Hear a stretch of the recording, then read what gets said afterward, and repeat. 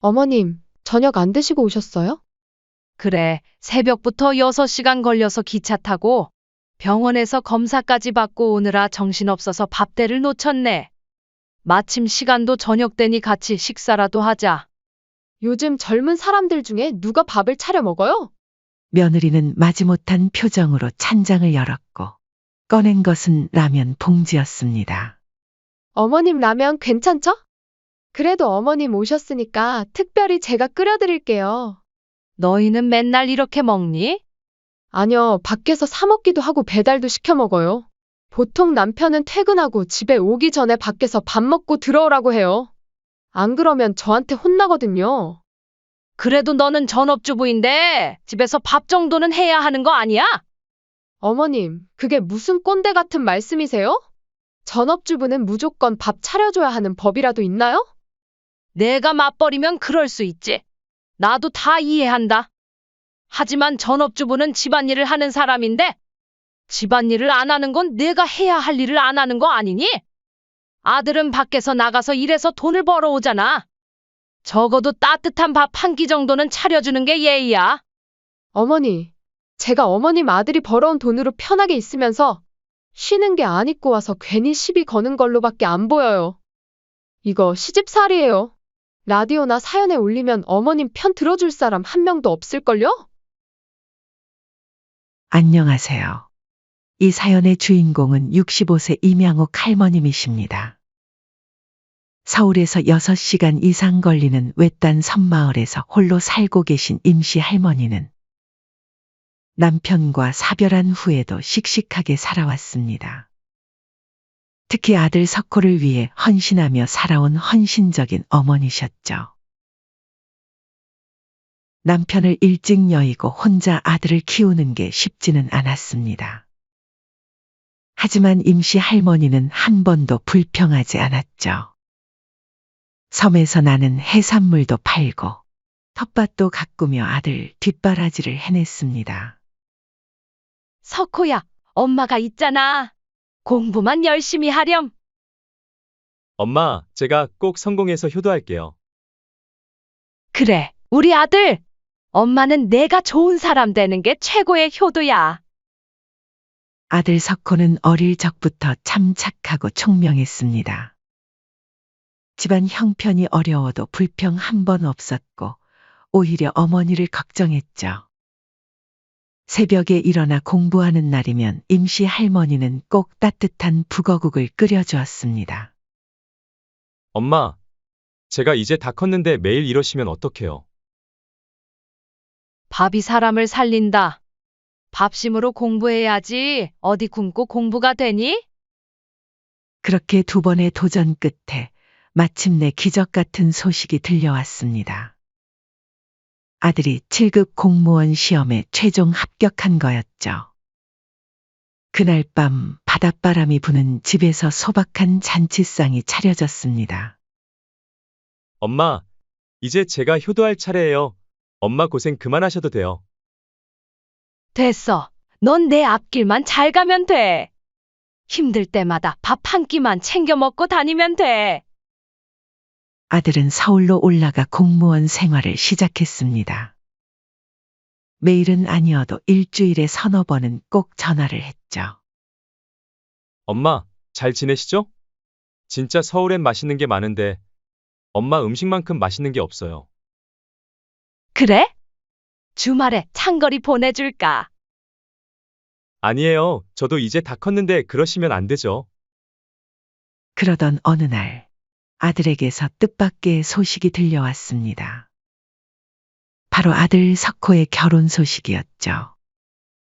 엄마, 제가 좋은 사람을 만났어요. 어머, 축하해 우리 아들. 그래, 어떤 사람이니? 이름은 아영이고 중소기업에서 격리로 일하는데 싹싹해서 엄마도 좋아하실 거예요. 무엇보다 제가 너무 좋아해서 한참 따라다녔어요. 아영이랑 꼭 결혼하고 싶어요. 처음 본 예비 며느리는 참 인상이 좋았습니다. 조용조용 말하는 모습이 단아해 보였죠. 그렇게 대화가 오가던 와중 며느리는 갑자기 지금 다니는 일을 그만두고 전업주부가 되고 싶다고 선언했습니다. 어머님, 저는 사실 결혼하면 가정에만 충실하고 싶어요. 직장 생활이 잘 안 맞기도 하고 아무래도 전업주부로 지내면서 석호 씨 옆에서 내조하는 것도 하나의 좋은 방법이라고 생각해요. 임씨 할머니는 며느리의 뜻을 존중해 주고 싶었습니다. 여자가 밖에서 일하는 게 고단할 수도 있지. 물론 집안일도 만만치 않지만 임씨 할머니는 며느리가 살림을 잘 챙긴다면야 문제될 것이 없다고 생각했습니다. 특히 임씨의 음식을 먹을 때마다 어머님, 너무 맛있어요. 저도 이런 건 배워야겠어요. 하며 칭찬을 아끼지 않았습니다. 그런 모습을 보고 임씨 할머니는 이런 며느리라면 내 아들도 집에서 따뜻한 밥 한 끼 먹으며 행복하게 잘 살겠지. 하고 기대했습니다. 그리고 비록 당장은 며느리가 살림에 서툴더라도 시간이 지나면서 나아지리라 믿었습니다. 그렇게 아들과 며느리는 많은 이들의 축하 속에서 무사히 결혼을 하게 되었습니다. 하지만 시간이 지날수록 뭔가 이상한 점들이 보이기 시작했습니다.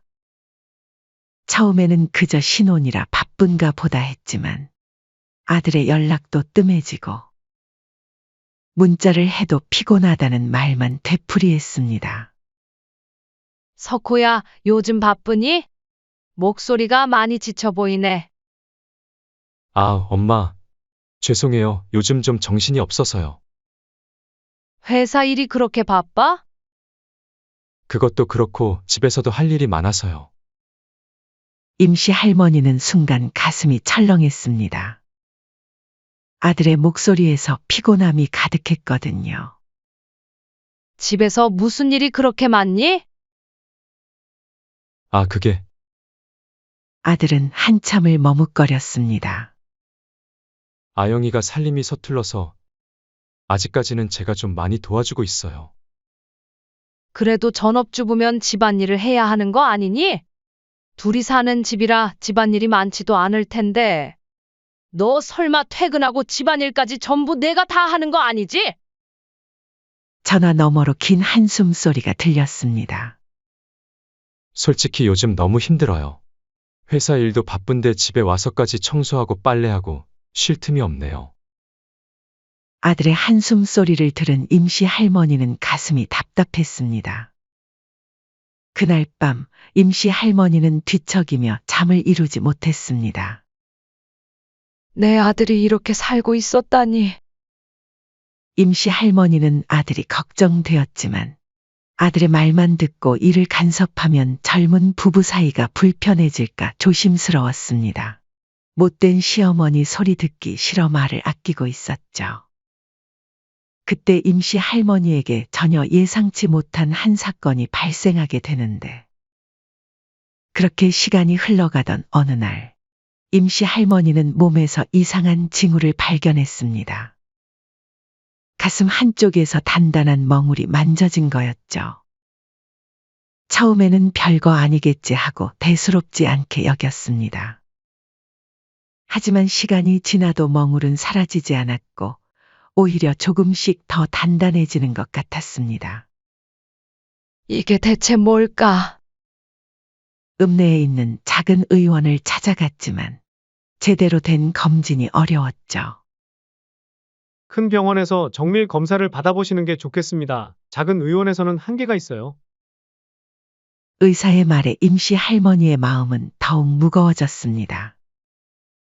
큰 병원이라면 서울에 있는 종합병원을 말하는 거겠죠.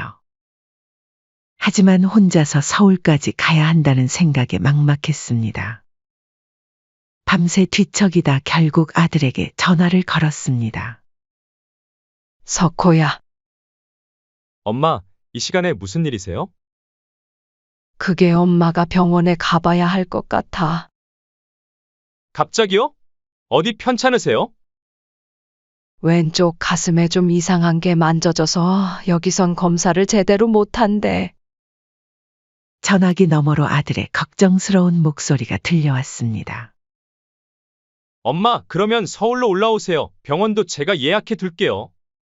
큰 병원으로 모시고 갈 테니까 걱정 마세요.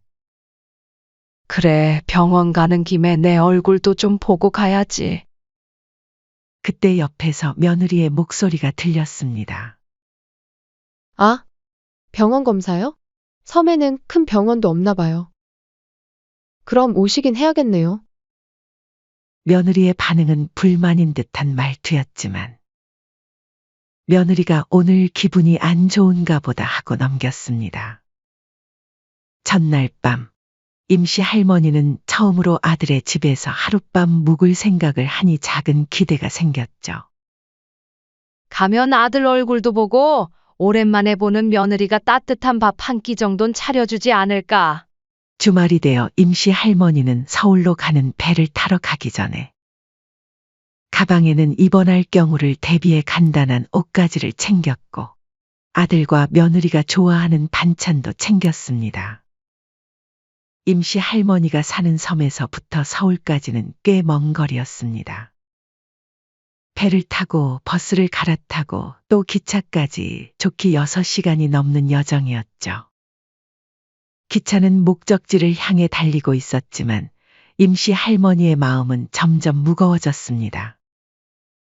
창밖으로 보이는 서울의 빌딩 숲을 바라보며 깊은 한숨을 내쉬었죠. 병을 이렇게 늦게서야 알다니 내가 너무 무심했나. 서울의 큰 병원에 도착했을 때는 이미 점심시간이 지나 있었습니다.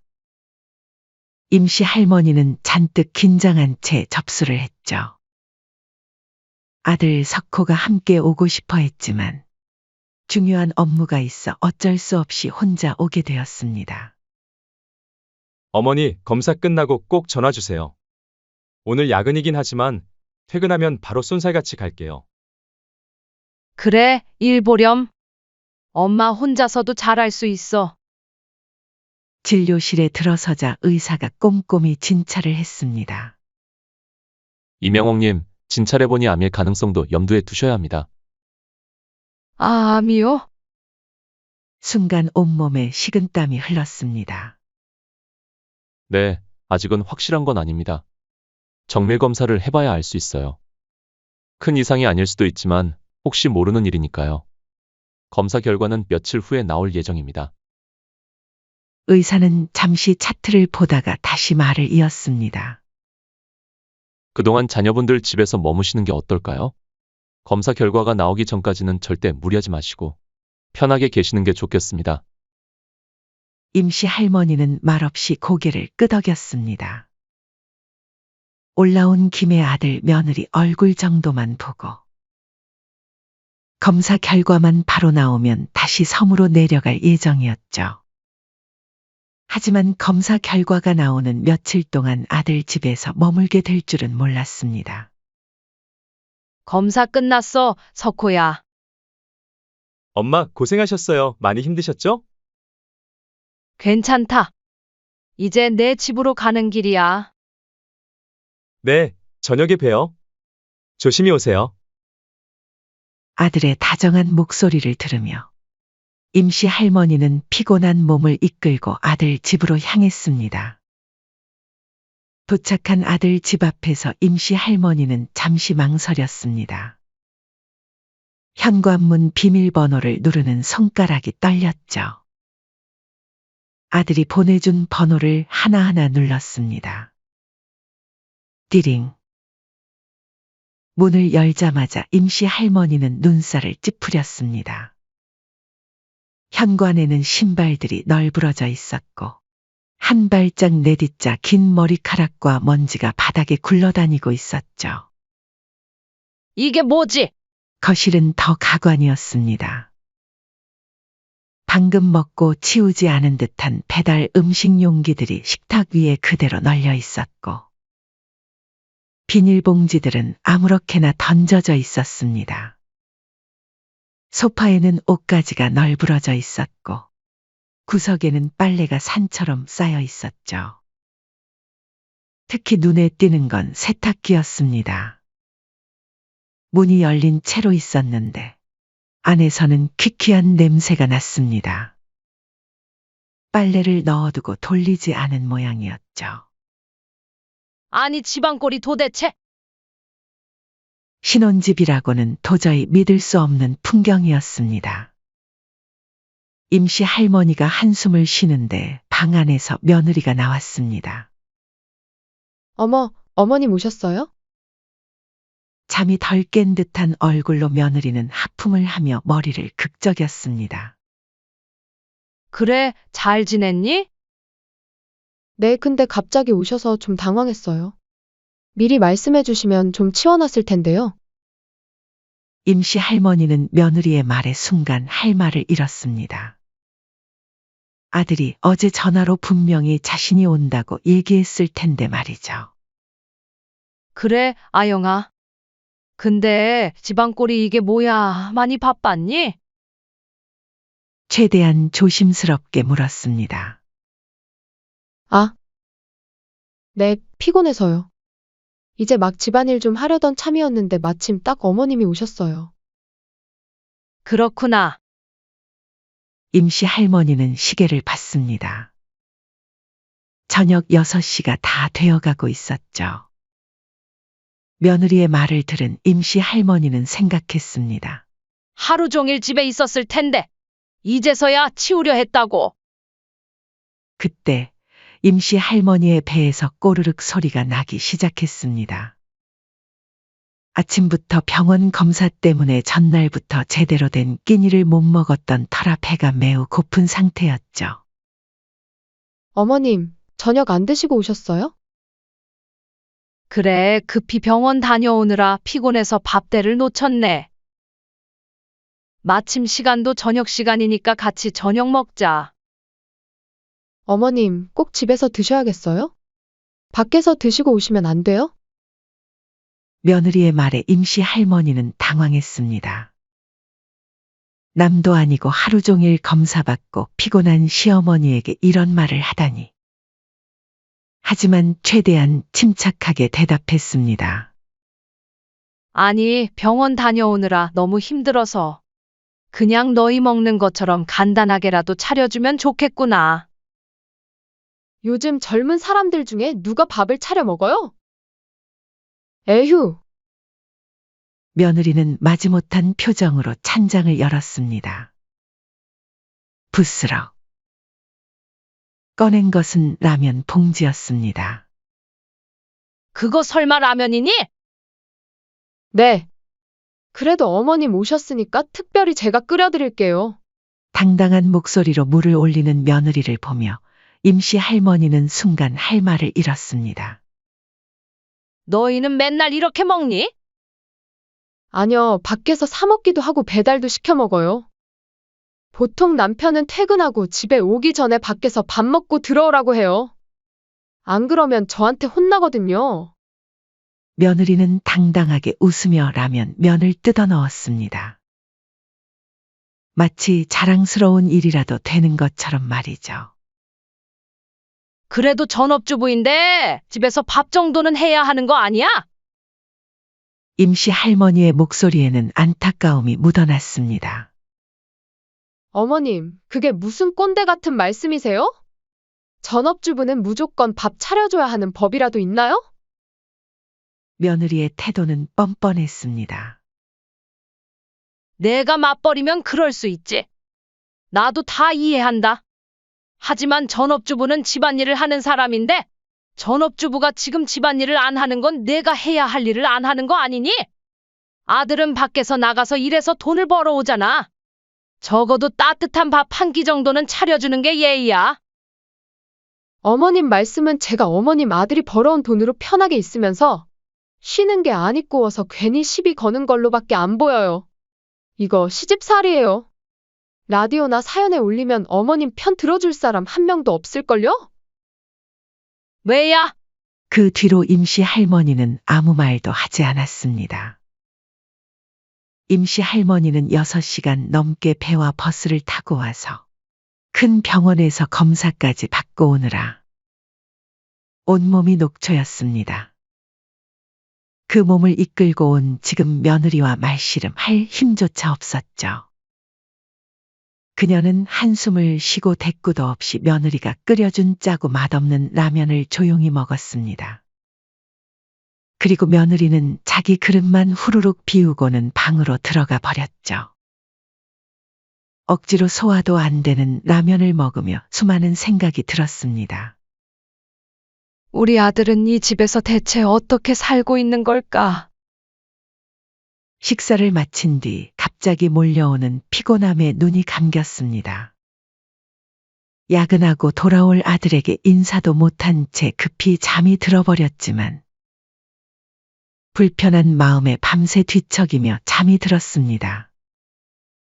다음 날 아침이 밝았습니다.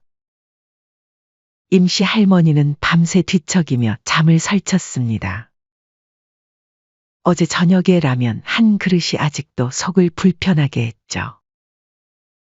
피곤한 몸을 이끌고 거실로 나와 보니 집은 어제와 똑같았습니다. 옷가지들은 소파에 널브러져 있었죠. 부엌 싱크대에는 설거지도 하지 않은 그릇들이 산처럼 쌓여 있었죠. 아이고, 정말 못 살아. 아들은 이미 출근한 뒤였습니다. 아침도 못 먹고 나갔겠지. 임씨 할머니는 한숨을 쉬며 소파에 앉았죠. 그때 방문이 열리며 며느리가 나왔습니다. 늘어진 티셔츠에 헝클어진 머리. 누가 봐도 이제 막 일어난 것 같은 모습이었죠. 어머님, 일어나셨어요? 그래, 어제 병원 다녀오시고 피곤하셨는지 푹 주무시더라고요. 많이 쉬셔서 피로 싹 풀리셨겠네요. 며느리의 말투는 친절한 듯 하면서도 어딘가 건방진 데가 있었습니다. 그보다 아침은 어떻게 할 거니? 아, 아직 생각 안 해봤어요. 배달이나 시켜 먹죠 뭐. 그럼 지금부터 청소나 빨래도 해야지. 밥 먹고 그때 생각해 보려고요. 임씨 할머니는 더는 참을 수가 없었습니다. 아영아, 손에 쥔 컵을 내려놓으며 단호한 목소리로 말씀하셨죠. 내가 참고 넘어가려고 했는데 해도 너무하는구나.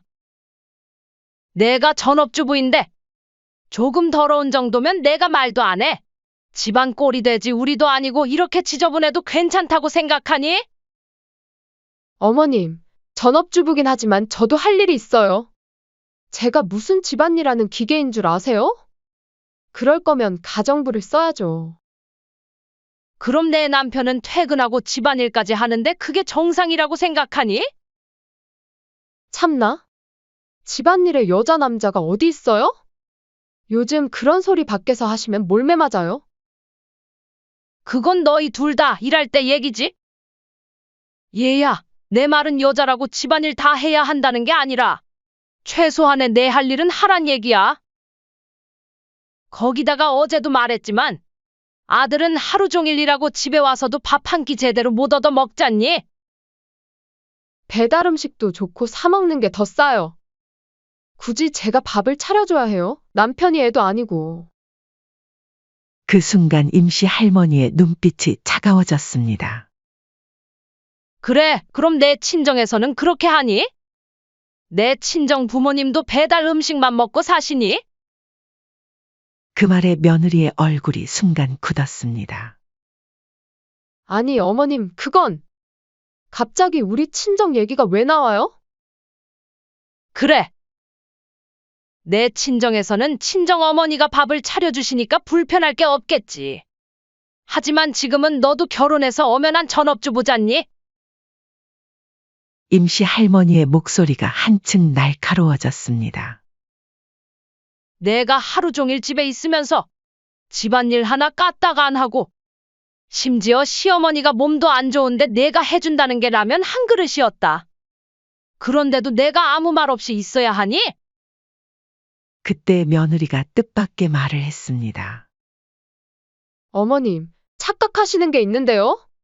지금 어머님이 저희 집에 머물다 가시는 거잖아요. 손님이 아니에요. 뭐? 임씨 할머니는 순간 귀를 의심했습니다. 그러니까 집안일은 어머니도 하셔야 하는 게 맞지 않나요? 며느리는 억울하다는 듯 두 손을 벌리며 말했습니다. 아, 그런 의미에서 오늘 점심은 어디 한번 어머님이 차려보시는 건 어떠세요? 어머님 손맛이 좋다고. 남편도 매일 어머님이 차려준 밥 한 끼만 먹어보면 소원이 없겠다고 노래를 부르더라고요.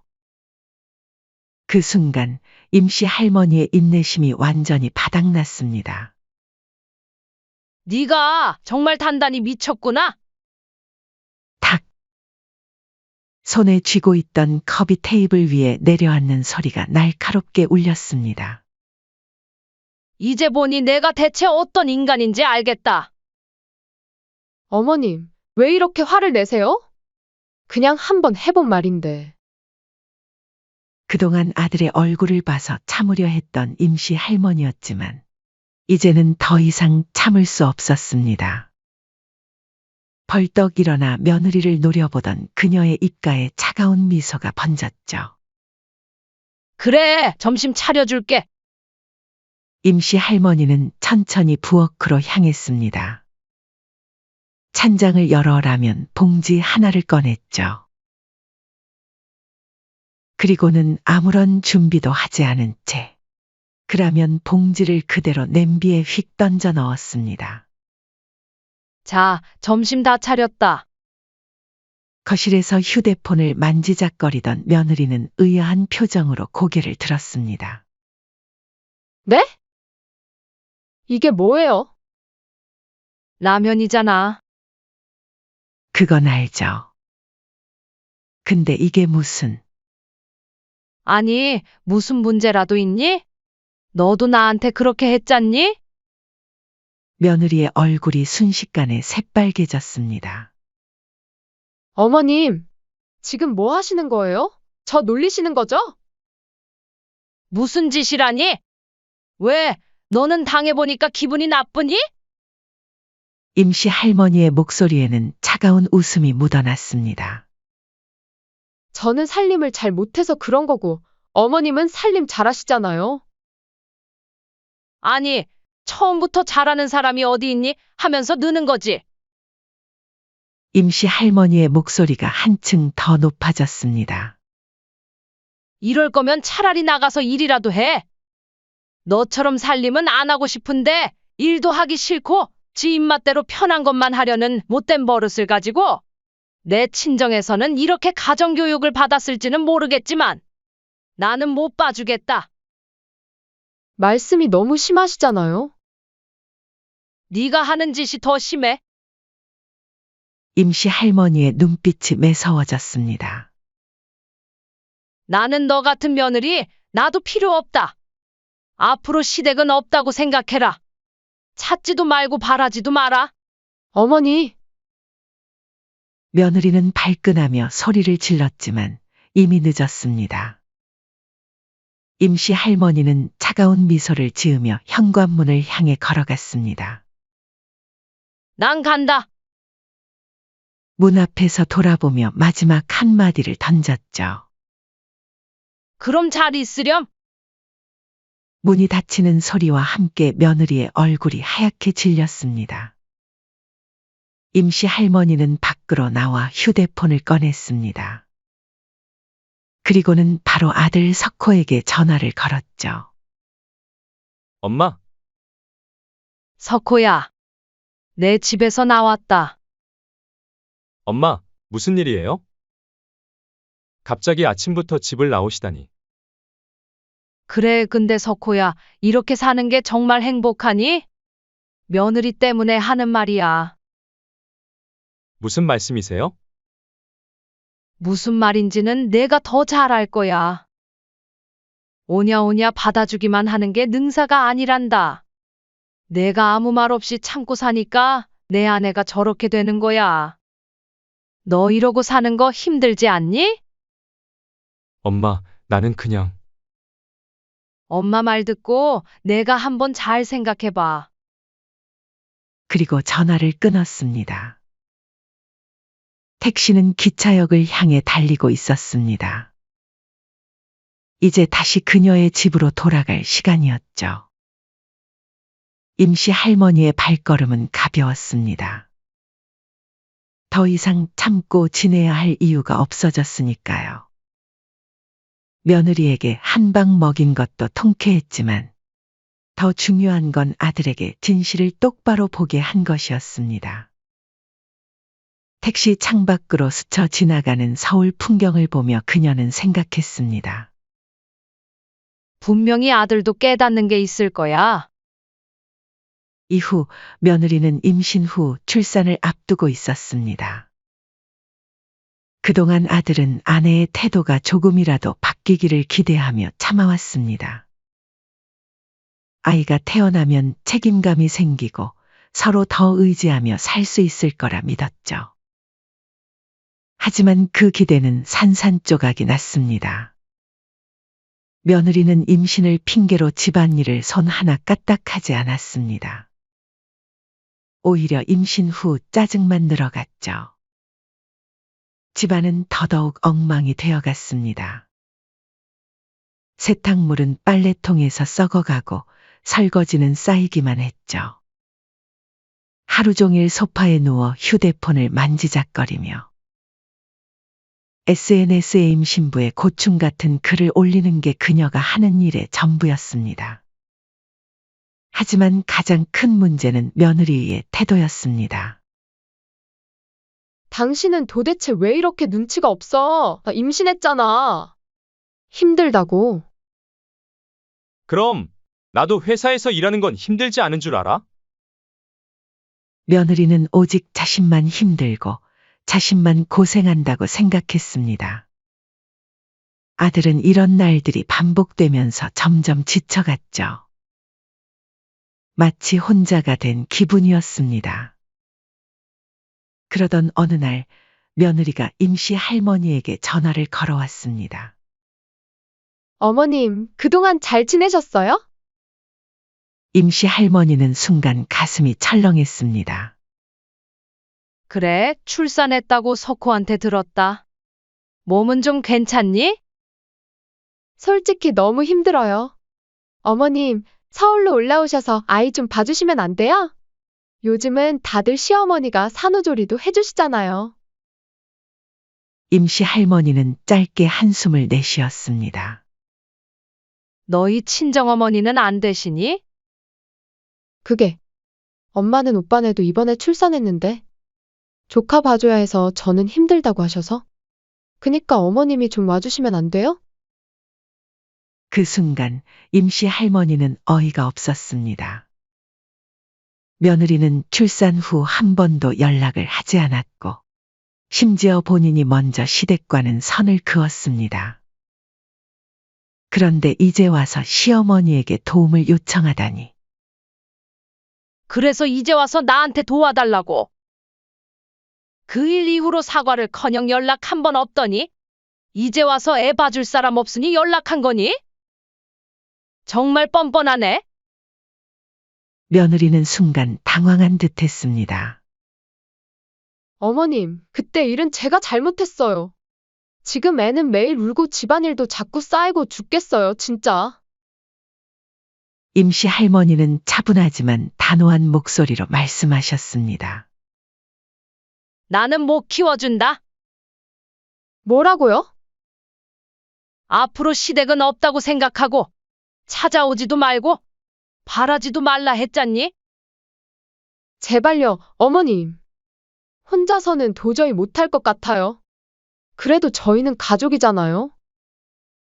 그녀는 더 이상 듣고 싶지 않았습니다. 알아서 해결해. 난 병에 걸린 채로 아들 집까지 6시간을 걸려서 갔는데도 변변찮은 밥조차 못 얻어먹었어. 근데 이제 와서 무슨 얼어 죽을 가족 타령이니? 어머님 잘못했어요. 용서해주세요. 그럼 저희 애는 누가 봐요? 하지만 임시 할머니는 단호했습니다.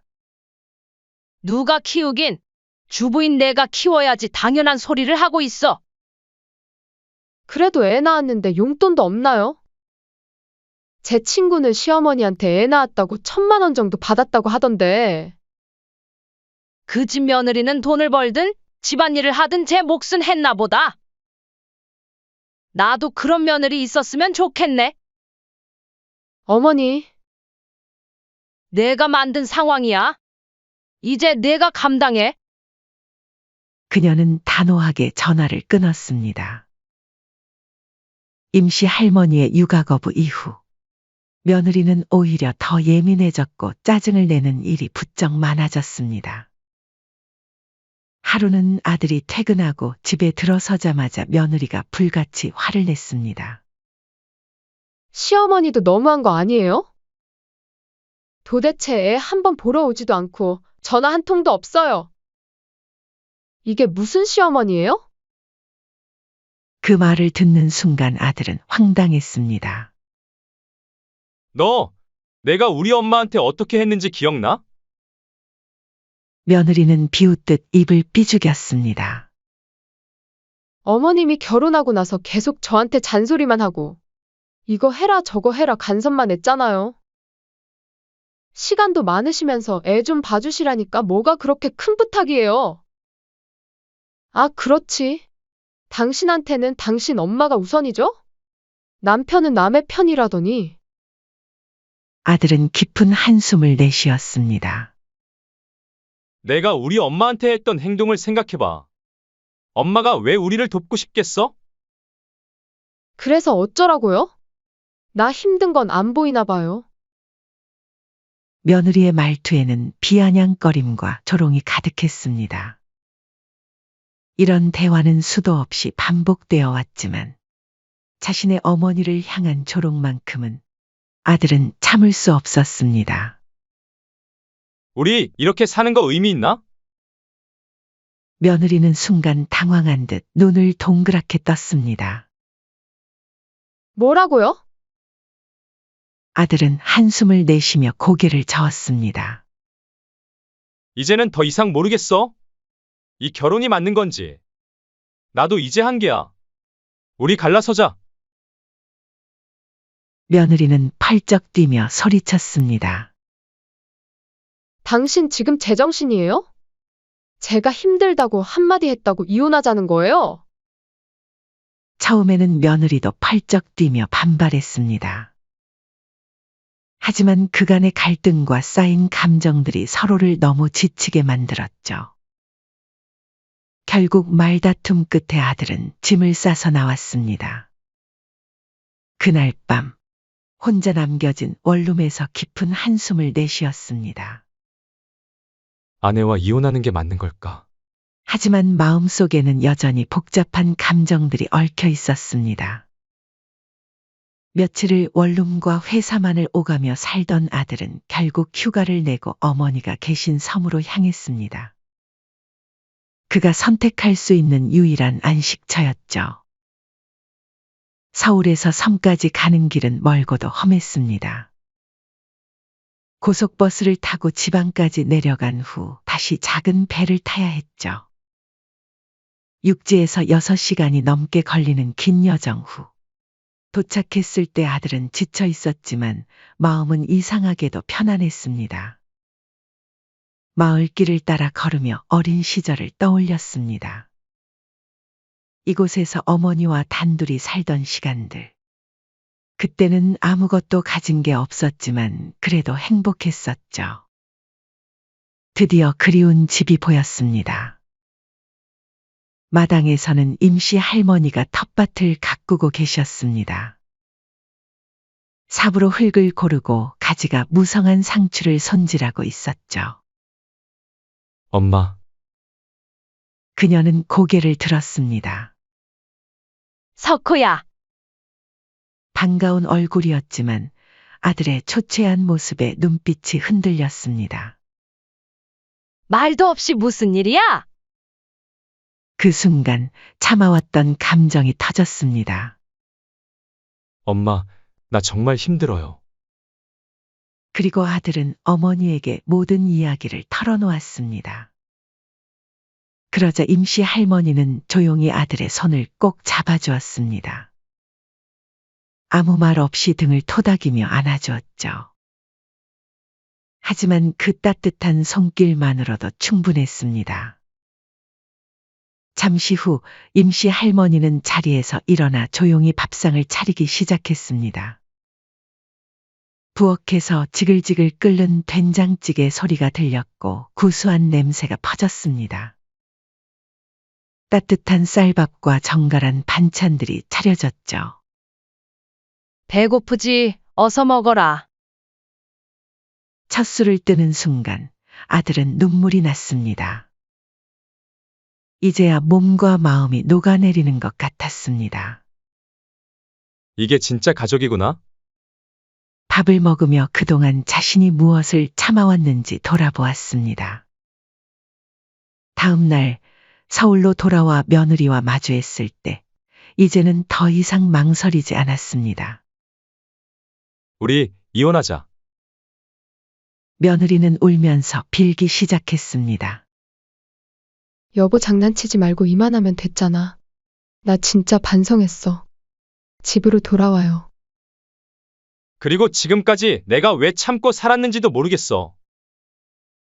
그깟 밥 한 끼 안 차려줬다고 이혼을 해? 이 쫌생아, 그 나이 먹고 아직도 어머니 말 듣고 사니? 아들은 조용히 이혼 서류를 내밀었습니다. 이제는 잘못된 걸 되돌려야겠어. 며느리는 더 욕을 퍼부었지만 아들은 더 이상 듣지 않았습니다. 짐을 챙겨 나왔고 문을 닫는 순간 다시는 돌아오지 않겠다고 결심했습니다. 가정법원에서 이혼 서류를 제출한 그날, 아들은 다시 어머니가 계신 섬으로 향했습니다. 어머니와 함께하는 저녁 식사 자리. 밥상 위에는 갓 지은 따뜻한 쌀밥과 부드러운 계란찜, 노릇하게 구운 생선이 놓여 있었습니다. 임시 할머니는 미소를 지으며 말했습니다. 왔니? 먼 길 오느라 고생했다. 아들은 조용히 고개를 끄덕였습니다. 긴 터널을 빠져나온 듯 했습니다. 따뜻한 밥 한 끼가 그에게 다시 새로운 삶을 살아갈 용기를 주었습니다. 그날 저녁, 오랜만에 어머니와 함께 웃으며 밥을 먹었습니다. 그리고 다짐했습니다. 이제는 누군가에게 휘둘리지 않고 제대로 인생을 살아가겠다고. 사연은 여기까지였습니다. 구독, 좋아요, 댓글은 영상 제작에 큰 힘이 됩니다. 시청해 주셔서 감사합니다.